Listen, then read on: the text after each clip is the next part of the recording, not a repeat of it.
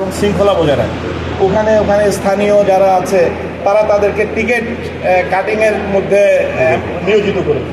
তো সেটা তো আমার এমইউ যে সাইন করা হয় প্রত্যেকটা প্রতিষ্ঠানের সাথে আমরা এমইউ সাইন করি, মেমোরান্ডাম আন্ডার। সে সমঝোতা চুক্তির মধ্যে এগুলো লেখা থাকে না, তাই লেখা থাকে হচ্ছে নিরাপত্তা সাপোর্ট। তো এই যে কার্যক্রমগুলোতে স্থানীয় যারা প্রশাসনিক ব্যবস্থাপনা তারা যে এটাকে নিয়োগ করে, সেই নিয়োগ করে এটা ইভেন হাসপাতালগুলো তো হয়। কাজ হচ্ছে শৃঙ্খলা, সেখানে ওই যে থাকে সে যেহেতু স্টাফ বা অন্য কোনো ঘাটতি থাকলে এরা কি করে এদেরকে এই কাজে করে মানে এটাকে সম্পৃক্ত করে, তখনই এই ভূমিকাগুলো চলে আসে।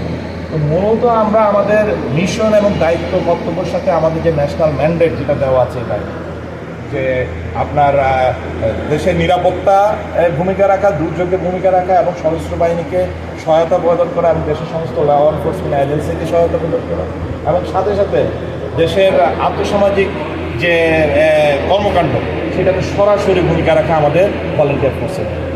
এই যে জিনিসগুলোকে যদি আমরা খুবই ফর্মালাইজ হতে এখানে যেভাবে আপনার যে কোনো প্রশিক্ষণের মাধ্যমে আমরা করার চেষ্টা করতেছি এবং বিভিন্ন ব্যবস্থাপনার মাধ্যমে, আমাদের নিজস্ব ব্যাংকও আছে, আনসার মেডিকেল উন্নয়ন ব্যাংক, সেই ব্যাংকের মাধ্যমে যদি আমরা আমাদের এই সুবৃহৎ ভলেন্টিয়ার স্বেচ্ছাসেবীদেরকে বিভিন্ন কর্মকাণ্ডে সম্পৃক্ত করতে পারি, কর্মসংস্থানের মধ্যে সম্পৃক্ত করতে পারি এবং সেই রিলেটেড প্রশিক্ষণ কর্মকাণ্ডে যদি সম্পৃক্ত করতে পারি, তাহলে আমার মনে হয় আমাদের যে চ্যালেঞ্জগুলো আপনারা জানেন নর্মালি ট্রেডিশনাল চ্যালেঞ্জ, সেগুলো থেকে এই বাহিনীর সকলে এবং এই বাহিনীকে আমাদের দেশের জনগণ একটু ভিন্ন রূপে তখনই দেখতে পাবে যখন আমরা এই ম্যান্ডেট অনুযায়ী আমাদের কাজগুলোকে পূরণ করতে পারব।